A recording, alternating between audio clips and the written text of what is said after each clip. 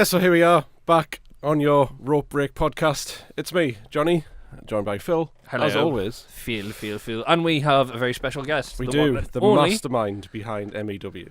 There's something behind M.E.W. I wouldn't say mastermind. We'll roll with it. Let's go with it. Yeah, we'll call you the mastermind from now on. Let's do it. The That's my new mastermind, nickname. Dan Fitch, of Main Event Wrestling. So, am I right in thinking that M.E.W. has been going a long time? 14 years this year. 14 years. Most of the people who come to the shows weren't even born when I started. That's like, how is it that a company as M.E.W. has just gone on for so long? Is it just pure fans just love it? sheer bloody mindness on my part. It started out obviously 14 years ago. It didn't really have a purpose. It was kind of just like I went to a few local shows and I got involved with the IWF for a little bit back in the day. I don't know if Blast anybody in the remembers past, them. yeah, I remember that one. Up in Gateshead next to the bus station. And I went to the shows and I thought I could do this and I could do it a lot bigger, not necessarily better, but I could take it to a bigger stage. And there's some mega talented people there, like Pax and Robbie Riders and your Assassins of this world. And I thought they're not getting out there, they're not getting to a stage. So at the time I thought I'll take this. I really want to incorporate some WWE guys because I was total mock. And make something big. So that was the idea behind it, and I did that for a few years, and I got really sick of it. Gave it up and decided just to concentrate on my work career for maybe 3-4 years, and then my arm was very much twisted to start it back up again. But when I did it back up again, I learned from all the mistakes I made the first time, and now we've been going 5-6 years in the current model, and it's very, very successful, the current model. That's like, honestly, it is fantastic to have such a long-standing promotion within the Northeast like wrestling industry, because everybody pretty much that knows Northeast wrestling knows Main Event Wrestling. So it's for me personally, it's a cornerstone very much of like Northeast wrestling and British wrestling, because you get people from all over, Ireland, Scotland, from down south, so you get people from all over the place. We spoke a little bit about Pac. You mentioned there, we obviously did start in the IWF. If anybody doesn't know, then started in the IWF, bringing him over. Did you just see him and immediately thought, right, that's a talent? Yeah, it was a funny one. So I'll tell you a quick story. So when I first started, that's probably about the point of a podcast, though, isn't it? Yeah, a quick story. As long as you want. So when I started out, it was myself, a guy called Les Stewart who ran the IWF. I don't know if you ever heard of him. No. He had two sons, youngster Avery and Sean Avery. Sean, I think, wrestled again. I remember Full Sean Tilt for a Avery. little Yeah. bit. Yeah, so they were his kids. He ran the promotion. He was also a stand-up comedian, and fun fact, guys, he was also an extra in I, Daniel Blake. He was the one who found him dead at the end in the toilet. Oh, right, So okay. there you go. Blast from the past when I saw him again. But anyway, he ran IWF, so I ran Main Event Wrestling initially with him and with Steve Hogarth, who used to run the wrestling shops all over the place in Newcastle. And the three of us got together and created Main Event Wrestling. But when I would go to IWF shows and when we were talking about putting together the first show, Les was very much against doing anything with Pac. Right. He recognised he was a really good talent, but felt he was maybe getting a little bit ahead of himself in terms of his attitude. I completely disagreed, and I thought that Pac should be a real focal point of that first show. Yeah. So the first part of the very first show was solely just to showcase his abilities. So straight away there was that recognition that this guy could go really, really far, and I think he did that show for us in Eldon Square back in 2005. I got a message off a promoter in the Midlands straight after that show who'd seen it and said I really want to use him. So I put that together in terms of him then going elsewhere, and then that kind of opened the door to him, obviously off his own back, nothing to do with me. Got him out all over the place and off he went. Talking about like old stars, just one quick thing, sorry. In 2005, I think it was, there was a wrestling event in Newcastle that had Raven and D'Lo Brown and that kind of... was that the one? That was our first show we ever did, yes. Was that yours? That Right, was my okay. show, yes. Yeah, I just remember them names and I thought, oh yeah, I wondered if that was your show. Yeah, I can tell you lots of funny stories about that particular event. If you Go want. ahead. Yeah. Should we just do it right now? By all Yes. means. Should we do Jump it into now? it. D'Lo Brown, absolute delight to deal with. Probably top 5 nicest wrestlers you could ever imagine. Raven, on the other hand, is the only dick that I've ever had in terms of bringing a name in or bringing somebody else in. He was an absolute nightmare to work with from the minute we booked him until the minute he fucked off. Okay. What was the main problem with him, if I don't mind us asking? He was arguing over, I think it was about £5 or £6 in the exchange rate difference. So being novices, so long story short, he was meant to be there obviously at the start of the show, as everyone was, and he was come from 1PW in Doncaster, and he was going to travel up. There'd been an incident in the hotel room the night before, so he was late getting to the show. He was also late relaying that message, so we were halfway through the show. We had no idea where the fuck he was. And imagine the very first show, a little bit panicked. Our main event is nowhere to be seen. We get a call that he's outside of Eldon Square, so this is where the Green Market used to be, and it is where like Tesco is now. Right. On that sort of lane. I don't know. I know what you picturing mean. it Yeah. for you. He was parked there in a Range Rover that he'd borrowed. And Adam Christ, local wrestler, had to come out of the show to go and sit in the car in case the police came because he's parked on double yellow lines. He ran into the event, and for some reason he had Simply Luscious, I think it's from a Ring of Honor, a valet with him. Never booked her, but she was there, and I wasn't paying her. I didn't. It was great. And he also had Sandman with him, who we didn't book. Didn't expect he was going to show up, and then I said, well, saying you're late, Salman, do you want to do something for us? And he said, absolutely. So I'm not paying you. And he went, fine. Well, that's all right. That's not too bad. So you got two for the price. Well, three for the price of one. Three for the price of one. So being mega novices, I had gotten all the wages out the day before, but I'd exchanged it the day before. Nothing, and the exchange rate might change day on day. Right. The show was on a Sunday, so I thought I'll be ahead of the game. The post office might not be open or whatever. So the exchange rate had changed by like a point of something or other. So he was sitting there with a calculator, and they didn't have like internet or mobile phones in the day, so he had his laptop out. He was naked, and he had a calculator, and he was like, according to this, you're fucking screwing me over by like £6. I'm like, What the fuck? I'm like, well, go get your £6. I don't want £6. I want dollars. I'm like, well, I don't have any more dollars on it. It's like 10 o'clock on a Sunday in Newcastle. There isn't anywhere to go and get dollars for you. Well, I'm fucking... Nah. So you stomped around like a bear with a sore heat for about an hour. Eventually, he did his match. He was spot on in terms of what he did in the ring. He was really good, and he interacted with the fans really well. Sandman came out, did stuff we weren't expecting. All Yay. right. And then the end of it, he's like, I'm like packing away stuff, talking to people, and me and one of the other guys, Steve, who runs it, he's literally about 5'2" tall. He stomps across. Most of the fans are going. Stomps comes out. I'm fucking looking for you. And I'm like, what the hell? What's going on? So I'm like, what's going on? He's like, yeah. And he's moaning on again. I said, right, I'm in the middle of doing something. I can't remember what it was, but it was quite important. I'll come back to you. Just give us 5-10 minutes. So he stomps away, and I'll go away, and I'll go and try and sort out whatever I'm trying to sort out, like asking probably everyone if they've got some dollars on them. Dollar. Bling bling. I think I was talking to one of the American wrestlers to see if I could exchange some of them. Yeah. Whatever. I can't remember what I was doing. And then the next time I look down, he's in a massive argument with 5'2" Steve, and Steve has got him up against a wall, basically telling him to fuck off and not come back. And that was the last I ever saw Raven. No wonder he cancelled his stand-up thing when he tried to come to Newcastle. He was like, I thought that Steve might be back. Steve and Dan are going to be there. Pin us up against the wall. Yeah, over Take £6. Take me lunch money off us. Yeah. He was a strange cat. Everyone else I've ever booked has been an absolute pleasure and delight. He's the only one I've ever had any issues with. Oh, that's pretty So, cool. from your first show, can you remember where the other guys are now? Like, in terms of the wrestling card that you had at that show, other people you had, where are they now? Yeah, I'm a total I'm quite a geek about a lot of stuff. Okay. Memorise a lot of stuff. I'm a geek about like football and sales, which is my job, and then wrestling M.E.W. So I can run through that entire card and tell you exactly where everyone is pretty much now. Yes. Go ahead. Okay. Without even using cage match, although I might refer to it. So the opener we had Pac. I think we all know where he is now. He beat Rockstar Spud. We all know where he is. He's Drake Maverick in WWE. You had Little Dragon, who came through with Pac. He was as good as Pac, if not even better than Pac. But he went down a wayward path and was pretty much never seen again a year later. Max Heat, who was in and around Northeast Wrestling for a while, he was in that match. I had an autograph photo of Max Heat somewhere. Above your mantelpiece. I keep it and snuggle it every night. It's just to give you some Max Heat in Hey. bed. But he's retired now. Who else was in the match?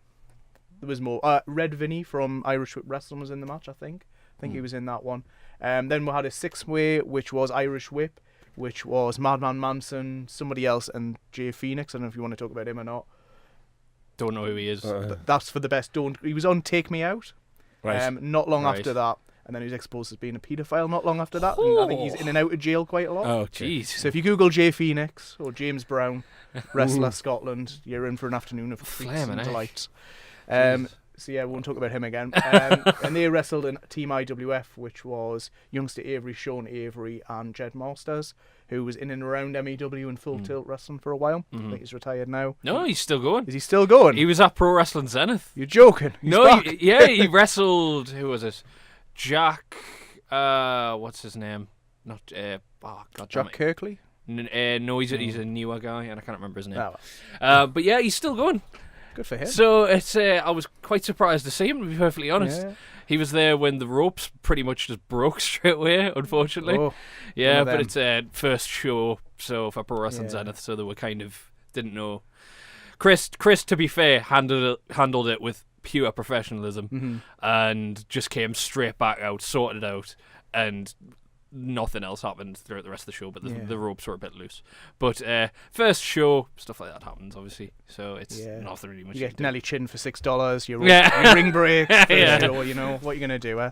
Yeah. Then we had a triple threat, which was an unknown guy called Sheamus. What about him? He Don't know won- where he is now. I know. He just disappeared, didn't he? He won the heavyweight title from D'Lo Brown, and Assassin was in that match as well. He's still obviously going strong today. Yeah. Then we had Johnny Storm and Darren Burridge. They took on Liam Atkinson and Bobby Jackson. I think both pretty much just disappeared within a year or so of that. The two IWF guys. And obviously Darren Burridge went on to great acclaim down south. Oh, it's Darren Burridge, didn't he? Greg Burridge.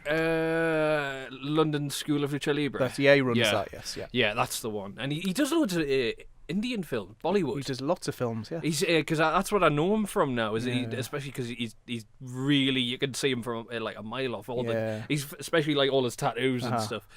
But yeah, I didn't know he went back that far. Yeah, it was just, he'd only been wrestling about maybe less than 6 months when we booked him. Oh, wow. And I saw him on a show, and he did this thing where he had like 2 furry dice hanging from his trunks, and he put them in like teabag with old women. And go, you swagger! But I only booked him for that. I didn't know if he could wrestle. So him and Johnny Storm, and then who else did we have on? Then the main event was Raven versus Sandman. So Raven with Sandman against Austin Aries. Oh, Again, he was absolutely incredible person to work with. He just won the Ring of Honor title maybe a month or so before. Okay. And it was just a total mishmash of styles, but just really, really, really worked. yeah, that's so cool. Honestly, like it's just, especially back in 2004, is what you were saying. is that right? 2005. 2005, sorry. And you've got this amazing card with people who were WWE bound, but nobody knew about it. You've got a Ring of Honor guy there. What was Austin Aries like to work with? Really, really cool. Yeah. I spent maybe 2 or 3 hours after the show chaperoning him and D'Lo Brown around Newcastle bars, and he was good crack. Really good guy. Oh, that's so cool. So it's So what was Sheamus's name? Was he just called Sheamus? He at was that point? Sheamus O'Shaughnessy. Okay. SOS, Sheamus O'Shaughnessy.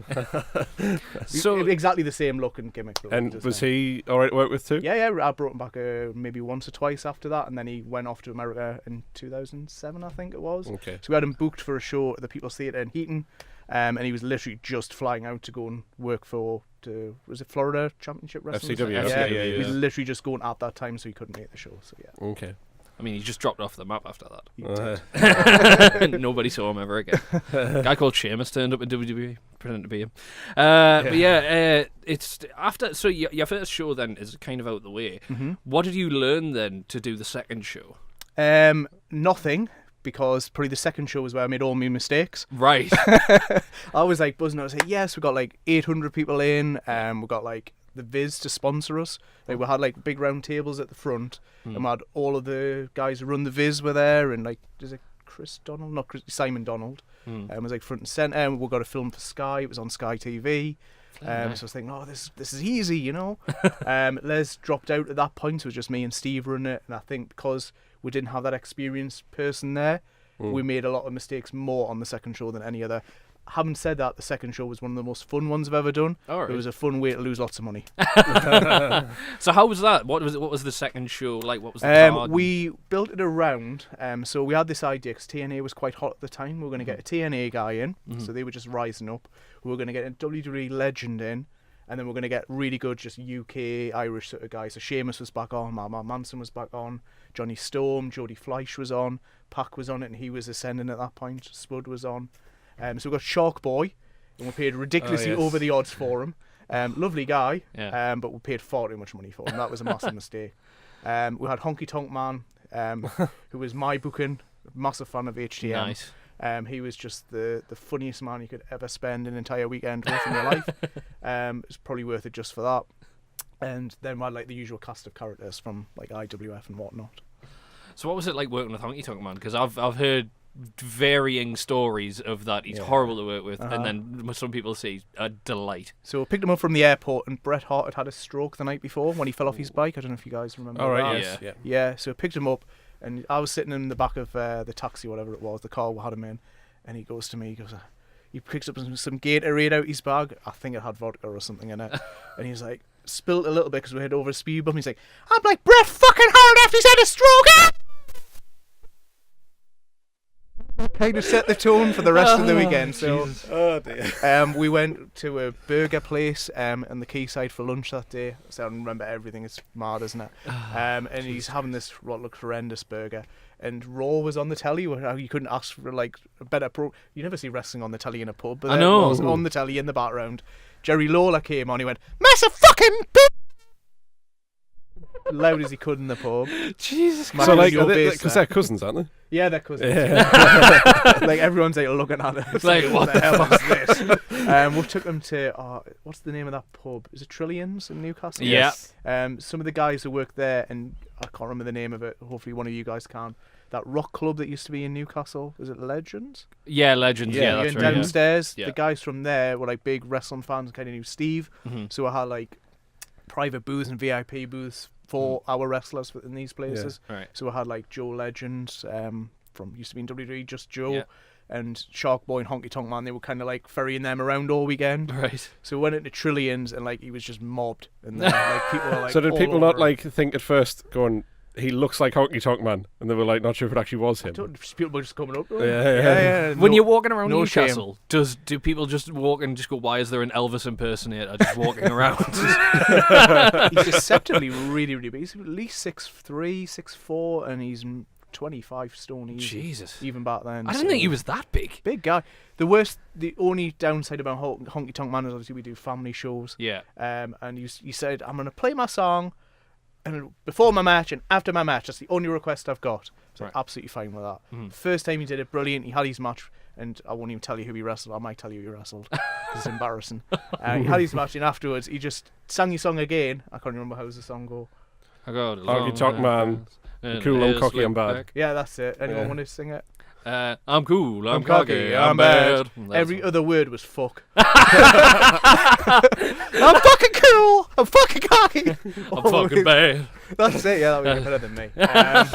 So yeah, that was a fun time. Oh, Jesus Christ! Fucking Honky Tonk Man. Honky Tonk Man. That's a big one. That I never get sick of hearing Honky Tonk Man stories, to be honest, because everybody's like anybody who's booked him has got some weird story or something's happened. No, he was really cool. I can't imagine he's any different now either. Well, I mean, he's going in the Hall of Fame this year now, so it's. I can't wait to hear his speech and how many times he just goes, and fuck you, Jerry Lawler, you motherfucker. Well, I guess he'll be inducting him as well, Jerry Lawler. I hope so, yeah. Because I actually forgot he wasn't in the Hall of Fame. I thought he was already in it. So I was like, oh, okay. Jesus Christ. One other big star that you did have, I believe, Christian. Mm-hmm. Yeah, that was the show after that, I think. Right. Yeah, that was the next one. Again, what was he like? Really cool. He was very hard to book. And it wasn't his problem. You had to go through TNA to book him. Okay. He was the TNA heavyweight champion at the time, and you had to go through. What's the guy's name? He's a booking agent, and he worked for TNA's booking agent. I can't remember. Bill something, I think. He was an absolute knob jockey. Was he? Oh, he was an absolute just arsehole to deal with. I think a lot of people give that. Not Christian, but the guy, the booking agent. The booking guy. Bill Bush? No. He still does it now. I get emails off him. Book this person. No. Not from you. But like, it was so hard to deal with him. I'd like have to ring him every couple of days just so I could understand what he was saying. He like was what just, the fuck's going on? Yeah, he was just like really arsey about everything. But it would probably put a lot of people off put people off from booking TNA talent because he was so bad at his job. He's such a bad booking agent. Yeah. Anyway, Christian, when he got there, really cool to deal with. He was spot on. Yeah. Funny. He just wanted to go to the gym, chill out. He was That's very fair. deadpan humour. Yeah. In real life. Yeah, he's from what I've gathered, he's someone who's very actually quite introverted. Yeah. He's not actually that because I don't think he doesn't go drinking, does he? No, he didn't even want to really go out or do anything. He just wanted to stay in his room, peacefully hang around. That's But he was a nice guy, though. Very quiet, very reserved, very lovely. Okay. Oh. Oh, good. And he helped. He wrestled Assassin, and he helped Assassin loads as well. He was but he was helping other people in the vicinity. So like we had a couple of people doing promos, and he was going over the promo with these guys that he wasn't even in their match. And he said, "Why don't you try this? Why don't you try that?" So I'm actually really glad to hear that Christian's so cool. yeah, Because I'm like, I don't know if you get this, but it's just like, you know, when you see people and you're like, I hope that person's actually a good person. Like if you ever get the chance to meet them, yeah. and it's just like it's good to know that someone like Christian is actually a cool guy to talk to. Funny, Edge and Christian are both very similar in that sense. Like I believe Edge, someone he said when he was on the road, he would just go to his hotel and read. He wouldn't go out drinking, and Christian was very similar. And it's nice to the big stars, but they seem to be not too big-headed about it. You know? Yeah, he was a pleasure to deal with. Yeah. Yeah. But did he bring his belt with him as well? Yes. Yeah. You always belt out, I believe, to the match. Yes. Oh, that's pretty cool. This is getting a badass. We're getting some cool stories here too. It's so. Is there any other stories before you kind of break M.E.W. up that you can think of that are just a very cool moment from that time? Not that I think of. I think the last show that we did in that time frame was Heidenreich that we had over, and he was a funny guy. Cool, really, really cool. But he was on from the minute we got him to the minute he went for 2 days. He was on. He was in full Heidenreich mode. But out of all the wrestlers I've ever booked, I forgot all about him. were you going to say that? Out of all the wrestlers I've ever booked, he was probably the one that got recognised the most. Really? When I was out and about. Heidenreich. So we went to TGI Fridays, the Metro Centre, and everyone was all over him. We were walking around the Metro Centre, and non-stop people coming over. I booked a taxi for him back to the hotel, and the taxi company rang me back to say they were huge Heidenreich fans. Could the office meet him? It was I didn't get that with any other wrestler apart from Heidenreich, but he was only 6 months out of WWE at that point. Oh, so he's that fresh. might have been it. He just finished his casket match. He had. Did he ever take it? He hadn't tried to rape me and read me poetry, which is always a plus. Do you have to pay him extra for that? Yeah. It's extra in the booking fee. You do, yeah. He's one of those guys where he stands out because he's 6'8" or something. Yeah, he's a big guy. He wasn't, bless him, I don't know what he's like now, but even only 6 months out of WWE, he wasn't in great shape. So he was quite flabby, for want of a better word. I think he's probably wasn't on whatever he was on back in the day. Oh, that's another cool one. I didn't expect Heidenreich to get noticed by loads of people. I would expect Honky Tonk Man. I would get, but Heidenreich, it's a weird one. It is, isn't it? But it's so. Obviously, we're talking about all these shows. Where did you get the original influences from? Back in your day when you were watching wrestling. Who's your big guys to watch? I loved wrestling. Predominantly 91 was when I got into it. Late 91 through to about 93 was when I was really, really as a kid loved it. I don't think I've ever not unloved it. So there's never been a point in my life I've never not watched wrestling. So pretty my big influences were Brian Pillman, Roddy Piper, Bret Hart, Mr. Perfect. I'd probably say they're my top 4 wrestlers. Oh, that's pretty cool. So it's you saw these guys, and did you ever get a chance to then either meet them or? Bret Hart, I've got a funny story I can tell you. Mr. Perfect, I didn't. Brian Pillman, for obvious reasons, I didn't. Who else did I say? Roddy Piper. Yes, I met Roddy Piper as well. I haven't got any funny stories about Roddy Piper. That's surprising, to be honest. But he was lovely. It was only about a year before he died as well. So all right, okay. Bret Hart. So we went to that absolute shit show. What was it? Wrestling All Stars. WWA at the arena. Yeah, the Australian guy promoted at yes, the arena. Yes. And me, and I don't know if you guys ever been at, you've definitely been at M.E.W. I think you have as well. Yes. There's a guy called Mr. D, who's a manager on the show. Yes, I remember. Mr. D. Yeah, I love Mr. D, actually. Yeah, he's my cousin in real life. Is he? Right. So he only is in M.E.W. because he's related to me, that's how it is. So when we were growing up, we were wrestling fans together. So we used to like the same wrestlers and wrestle each other and pretend to be his favourite was the Macho Man, and I would Good, I've got a T-shirt on of Macho yeah. Man. He'd be Macho Man and I'd be Bret Hart or whatever. So anyway, so got these comp tickets to this Wrestling All Stars thing, and got them on the day, and they were like, "Oh, just come to the front row." So like sitting there right at the front row, didn't even have like proper tickets. That happened to me last year as well. I'll tell you about that later. You might be able to guess who it is. Five Star, yeah. Hey, that's funny. That happened to me at that wrestling event. I got sat at the front, even though I didn't buy tickets for the front. Dear me. So anyway, Bret Hart, we met him, and like everyone, like there's a queue of maybe 20 people in line to meet him. And he was really relaxed. It was after the show, and everyone was just, "Oh, I'm sorry to hear about Owen, or you're my favourite, or I love you," or whatever. And we were like, we need to do something different. We can't just go, "Oh, you're my favourite, we'll love you, la la la." So like, do you remember? Because we were both like, we still are both marks for the WrestleMania the album from about '93. Yes. Right. Simon Cowell produced masterpiece that it is. And Bret Hart sings a love song on it. I don't know if you guys have ever heard it. No, I I can't don't say think I I have. have. No. Never Been a Right Time to Say Goodbye, it's called. But he doesn't sing it, he speaks it. So it's like William Shatner-esque. Yeah, it's very William. It's absolutely shit. So when we got to him, we sang "There's Never Been a Right Time to Say Goodbye," and he absolutely pissed his pants laughing. So we were finished. We sang it and we just walked away. Yeah. Like, we didn't even say hello, goodbye, whatever. We just both in unison. Never been a chance. There's never been a time to break a heart or make her cry. Never been a right time. That should be like a massive achievement to make Bret Hart laugh. Yeah. The man himself. So we did that. We just walked away. And he was like, "Guys, come back!" He was like, and nobody's ever mentioned that song, so no one's even sang that song to me. Like, I didn't even realise it was out there in the public domain. And he's just like, fuck it. Like he's probably just thinking somewhere, just like, remember that time someone sang that song to me?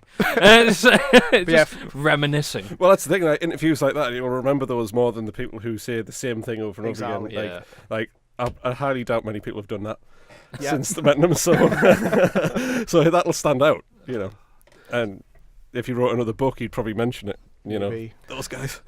So we were talking about obviously when M.E.W took a break, and what was is there any particular reason for that, or did you get kind of burned out by it all? Or A little was bit. it- yeah. Had some bad experiences. So with not in a bad way with the staff, but we had some bad experiences. Some of the venues that weren't quite working the way I wanted them to work. With real, and even now it's hard to find venues in Newcastle that fit wrestling. I think the reason why I have the industry is because we can kind of do what we want with it. Yeah. But like we had the Town Theatre, and you're facing one way. The People's Theatre, you're facing one way. We ran Eldon Leisure, but then they stopped running shows. So to do what we want, I wasn't getting the space that I want. And some people that I won't mention names in this instance because they're quite local talent, were dicks. Some of them. And it just put me off. It put a bad taste in my mouth. Yeah. Some of the behaviour that was going on. So I was just like, I'm done. It was very much like that though back in 2007. Yeah, I did one show, 2008. a charity show, I think 2007, 2008 for a friend of mine's daughter. To raise some money for them, but that was like a total one-off. Didn't really put any. There wasn't much went into it. It was just like a show, and lots of people came because it was a great charity. But in terms of running M.E.W, I was just like, I've done my time. I've tried it. I'm not really making any money. I don't really particularly enjoy some of the interactions I'm having. I'm done. So you take the kind of like hiatus and you bring it back. So your first show, when does the light bulb come on? And you're just like, you know what it is? Fuck this shit. I'm bringing this back. I need to. I don't think I've even thought that in my mind yet. Years later, I've just kind of just fell back into doing it.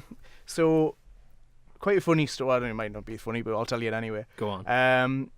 So I still work for EE, Orange, T-Mobile, have for like 10 odd years, and I was a manager at the time for Orange, and my assistant at work is Sexual Chocolate, the ring announcer.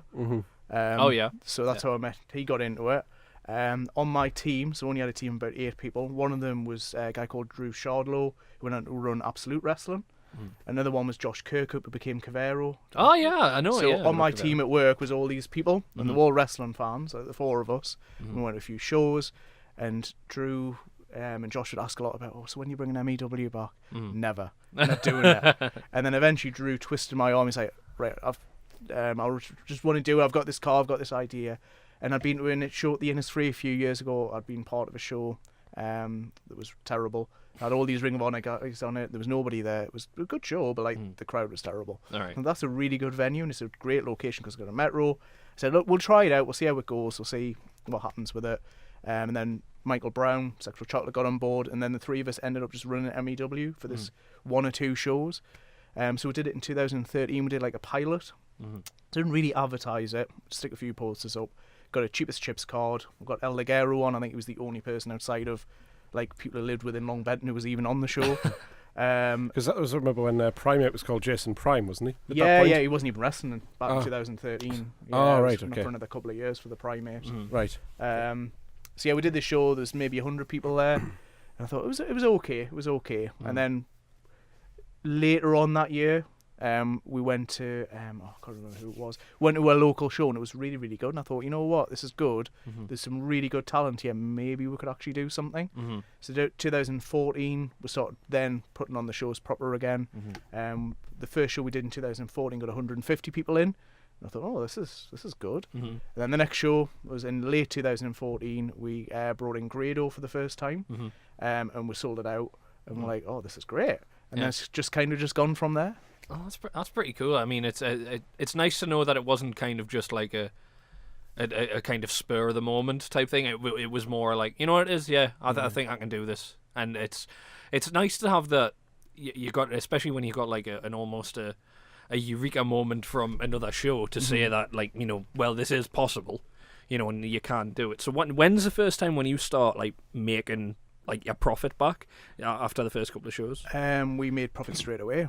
From Oh. the pilot onwards, we've very, very lucky. That, it's been great. It's been the fans are amazing. That we have a core group of maybe 200, 300 coming in and out, and then we have maybe another 50, so they'll come to a show now and again. But we've never had under 250 in 4 or 5 years. Wow. People into a show. So when, because obviously you've pretty much always been at the industry, as far as I can, as far as I can remember. And have you ever thought then at any point of like, well, maybe we can get more people here, or maybe we'll do a show here, or yeah, things like we that? did Ashington Leisure Centre with Sabu 2015. I remember that.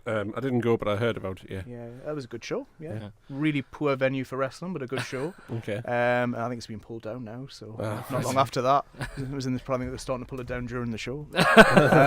Then we ran Newcastle Northumbria Uni 2 years running, 2015, 2016. And the venue that Defiant now run, that one, so we were there just before them. So yeah, well, I've run other places, but what you'll find with, especially with the uni, is the margins become quite tighter because it's very expensive. Or for what we want to do, it's an expensive building to run. Yeah. So I mean, obviously, you've got such a wide, like, we'll come to like the more modern day now. You've got such a wide variety now in likes of wrestlers that are actually coming out of the Northeast. Do you have any that are like really just stick out for you of just like this is a main guy who's going to do really well, or this obviously Primate being one, signed to NXT UK, doing amazing stuff. Is there anyone that currently isn't signed to either NXT UK or a WOS that you can see that you've possibly booked that can? Quite a few. I think for whatever reason, Northeast wrestling for the last 4 or 5 years just become like a real hotbed. Yeah, of fantastic wrestlers. I mean, the people that are coming out of here are just amazing. So it baffles me to this day why Little Miss Roxy is not booked or not on NXT UK. I've got no idea why. Because she had a tryout, didn't she? For a NXT couple of UK? year or so ago, a year and a half ago. No idea why she's not there. She's incredible. Yeah. Rory Coyle is amazing. Yes, he is. Absolutely brilliant. Agree. I think he will be there or thereabouts within the next couple of years. Adam Maxted. Again, someone that baffles me why he's not. He has that look, doesn't he? He looks like a real. He just looks like a star as well. He looks like a star. He carries himself like a star, but he's one of the most professional people in the whole of wrestling as well. I've had the chance to meet him quite a few times, and I can absolutely agree that he is so professional, and he doesn't so much keep to himself, but he's just there, and if you need him, he's there. Yeah. It's at all times. So we've had a chance to meet him a couple of times, and he's spot on. But I think as the character, obviously he's not meant to be liked, and I'm not a big fan of the character, but obviously you're not meant to support. You're supposed to dislike him. Yeah, you know, as a guy, he's doing his job. Yeah. He's doing his job. He's a nice fella, and he's doing his character very well as well because he's managing to keep to that kayfabe of I'm a heel, hate me. Yeah, no, 100%. Yeah, Yeah. yeah. Nicest guy in the world, but like a dick when he's out there. Yeah. We've been speaking a little bit about Assassin now, and do you have? I imagine it's someone that you've known for quite a long time now. Do you have any fun stories from Assassin? Because he's a character that keeps popping up in people's stories. To be perfectly honest, I need to get him on here. Yeah, you need to get him on and tell some stories. I don't have any. I'm sorry to disappoint. I don't have any mega fun stories. Again, he's just someone that's just. I think we talked about M.E.W being a cornerstone. Yeah. I think he's like the cornerstone of M.E.W. Yeah. Some of the stuff that he's doing, like the cosplay gimmick at the minute. Cosplay for Kings, us yeah, that's is so much fun. absolutely. I mean, I don't even know how to think of half of it. It's absolutely phenomenal. But he's always. When I first started, he was somebody that I thought, him and Pac were the two that I thought they will go far, and it never quite happened for Brian. But what I used to do is that you wrestled like Christian, you wrestled Heidenreich, so you wrestled D'Lo Brown, Newton Sheamus. He was always, if I brought a WWE guy in, it would be Brian. I would always get to wrestle him. And the feedback like Christian gave me was like it was like working Rhino when he wrestled Brian. So I mean that was really that's a hell of a great compliment. feedback at the time. That's a hell of a fucking compliment too. Just one quick thing, you were talking about Roxy earlier on, and obviously from when I was watching main event wrestling, she used to wrestle now known as Gia Adams quite a lot. So how did you find her? Because she was like 16, wasn't she, when she first wrestled? Or Yeah, 17? she was 16. Yeah. So did you give her like first? I think she wrestled a Rad Pro trainee show, but I'd already booked her by this point. Yeah. So I got talking to I don't know whether we're going to Gemini or what's she called? Gia Adams is her name now. We'll call her Gabby because that's a real Yes, name. That makes life easy for me. So I met Gabby at the first North show ever that they did, and I was actually standing next to her and her family, and just got talking to her there, and she was like, "I just want to be a wrestler," and she was so passionate about it. I was like, "Well, just keep doing what you're doing. You're training. You're going doing all the right things." I sort of kept in touch with her maybe every couple of months thereafter, just to see how's your training going on. And then one thing I love to do, and one thing I'm really passionate about with M.E.W is giving people a chance. So I mean, there's so many people that have made their big show debut on an M.E.W show, even all the way back to Pac, because I would just want to give people the opportunity to go out there and do what they can do. So I think the first show that she wrestled in front of a proper crowd was an M.E.W show. Yeah. How far could you see her going? Good. Yeah, I think she's got a training sorted out now. I think that was an issue for her for a good year or so. She'll be back into M.E.W sort of mid this year, and then we'll see how it goes. But she's definitely one to keep an eye on. There's a number of women wrestlers in the local academies that are coming up as well, which is really good to see. Emily Hayden, is that one? I think so. Yeah. I don't know if she's local. I know she's been on your show before, but I'm not sure if she's a local. No, I think she's from Scotland. Okay. I think so. Yeah, because like I know for a while it was obviously just Roxy and Gabby wrestling. So obviously I guess that brand is expanding. You're getting more and more. Yeah. In it now. We had Sammy Jane from Scotland as our champion for the last year or so, and she brought a lot to the shows. Molly Spartan's on our next show in a few weeks, so she's from Glasgow as well. So we used her last year. She was really good. Yes. Well, speaking about like academies and training, there, it's just sparked a question. Obviously, you said you've loved wrestling for so many years and you've promoted. Have you ever tried to do training or anything? I've trained, yes, yeah, many on and off. I've had matches on M.E.W shows. I'm just shit. Oh man, was it for you? Was it just a thing of where you just like couldn't connect it, or was it just? I didn't really enjoy it. If I'm going to be honest, it's not like when the training was brilliant, but it just wasn't for me. Yeah, like I was very much the same sort of thing. Like had a couple of things, done a few training things, and then I was like, yeah, my back kind of really hurts now.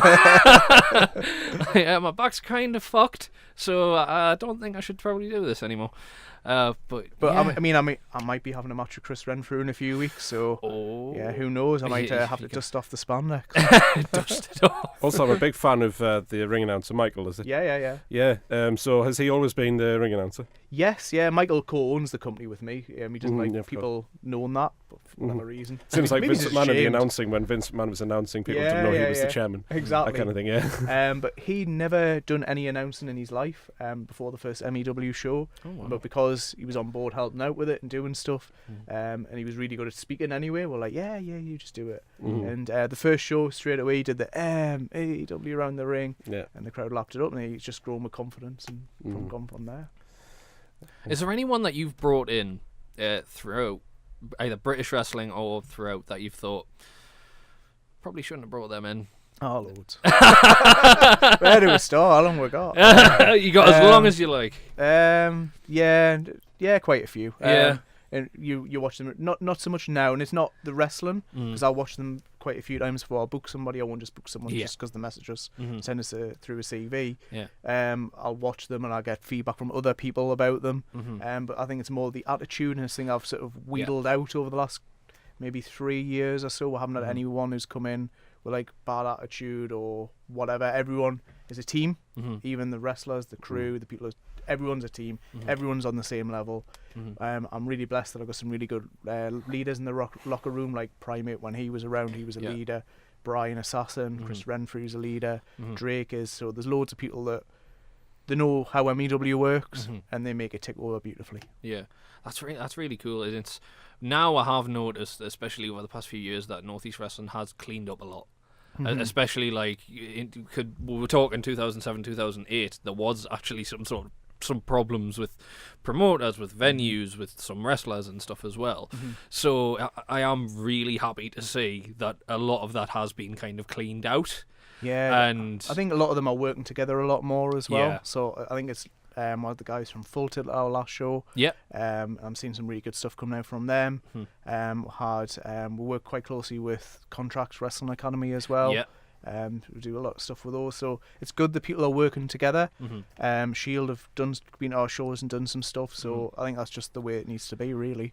I mean, it does feel more like Northeast Wrestling is just an entire thing, and it doesn't feel like just one company. And that's really what I love about this scene. It doesn't feel like one company just took over everything.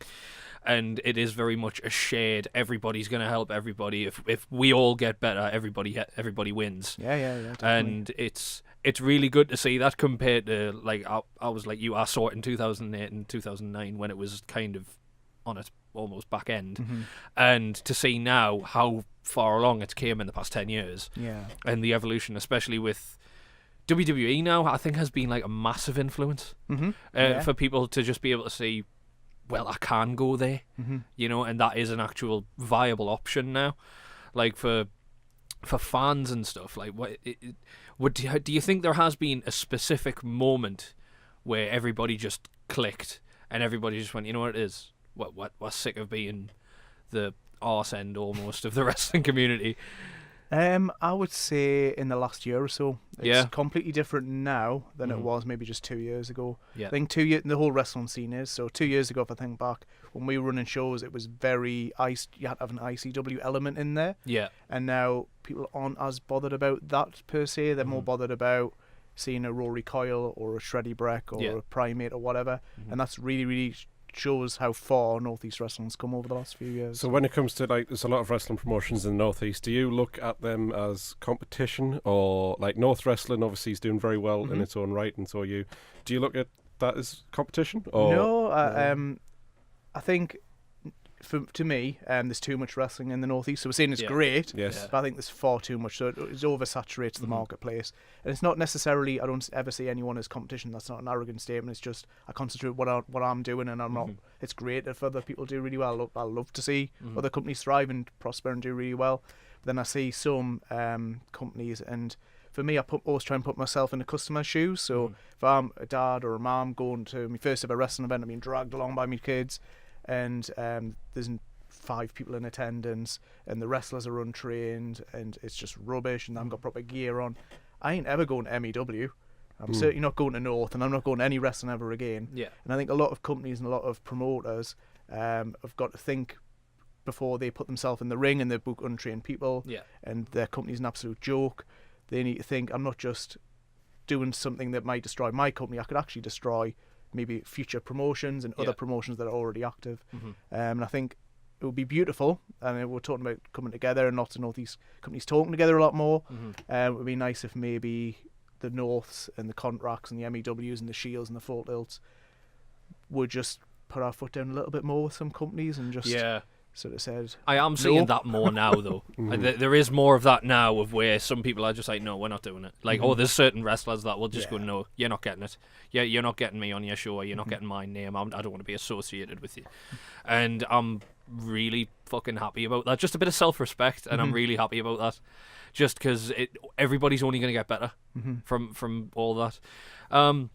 Speaking of, you spoke briefly of Shield, of especially with when it comes to GR Adams. And have you quickly seen their new setup? Because Yeah, that saw is some so photos. nice. Yeah, it looks really good. That is so nice to just, and it's in the same place Mhm. as well, which I was quite surprised at. But I am getting very much like not an academy. What's the right word? Like a real staged feel from them now, and they've evolved so much since it was previously Rad Pro.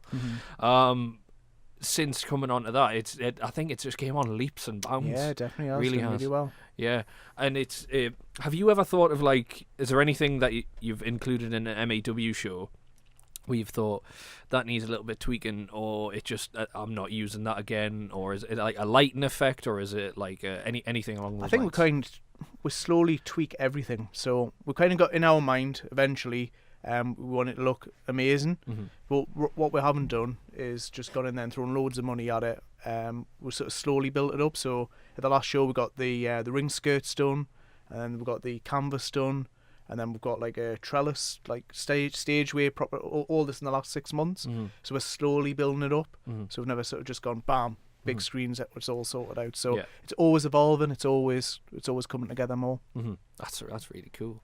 I mean, it is really cool to see the evolution, though. Like I said, it's amazing. And do you say you had an event in the next few weeks? March the 22nd, back at the Innisfree, or OBS. Whey Aye Mania 3, nice. which is going to be all 4 M.E.W titles on the line.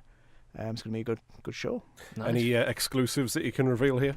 I'm running down the card. I'll exclude one match, but one will be an exclusive. How's that sound? So we've got Rory Coyle, HT Drake for the M.E.W title. We have got Little Miss Roxy defending a women's title against Molly Spartan. We've got a tag team match, Team M.E.W, Prince Amin, an Assassin, and me, going against Chris Renfrew and Erin Echo. If we win, Chris Renfrew is fired. If they win, I've got to wrestle Chris Renfrew in a hardcore match. Straight away. Shit me pants a little bit. And I'll give you an exclusive match. It will be the Mickey Man who's just come back. Mickey the Dragon has just come back on the scene over the last couple of months. He is now managed by Tom Campbell of Heart FM, and he will square off with RopeBreak on the show. Oh, very nice. Very nice. A nice exclusive match there. So obviously it's amazing having you on. And if you've got anything else you want to talk about or anything, or if you want to promote anything, or you want to promote anyone, by all means do. But it's I think we've talked about quite a lot. We've to be honest, covered a lot. Yeah, in over 45 minutes. And so it's been amazing having you on, Dan. Honestly, thank you so much. I guess one final thing I will ask is, obviously, as you said, there's a lot of wrestling promotions in the Northeast area. If anybody's listening who's not from the Northeast, wants to start their own promotion, is there any sort of advice you can give? Don't. Okay. There's too many. Don't do it. No, I'm joking. So any sort of advice at all? Yeah, big piece of advice to anybody. Now, kind of wish I did a little bit, but I kind of wish I'd done more of it, is spend time with an established and experienced promoter and promotion first. Maybe a year, maybe even 2 years before you start up. I got involved with the IWF guys and they really helped me, and I got involved with WZW and they helped me as well, and I kind of had them on board for the first couple of years. What I see is a lot of people starting promotions because they've been to a show and they think they can do it and they can't. Spend that time with a promoter. Sliding in my DMs. They're always open for anyone who's got any questions about it. I'm always happy to help anyone. But I would say for a promoter, take your time with it and really understand what your product is. So see a lot of shows that are identical to loads of other shows. So like ours is a 1980s feel with a family-friendly audience. North is very niche. They've got their niche. Then I see a lot of other companies and it's just random shit. So think what your niche is, what your target is, but really get to know it first before you jump in 2 feet. Okay. That's a great piece of advice there. That's fantastic. Dan, thank you so much. It's been a pleasure to have you, Dan. Dan. Both. And thank you very much. Make sure to get yourselves down M.E.W in the next couple of weeks. And get like M.E.W on Facebook, Twitter. Are you guys on Instagram? We well? are. I don't really do Instagram, but we are on it. YouTube as well. Get amongst it. Get all over on there. A fantastic piece of British and Northeast wrestling on there. And thanks very much for coming on the show, Problem. Dan. Thank Have you a good guys. one. You It's too. been Johnny and Phil on RopeBreak, and Dan. See you next time.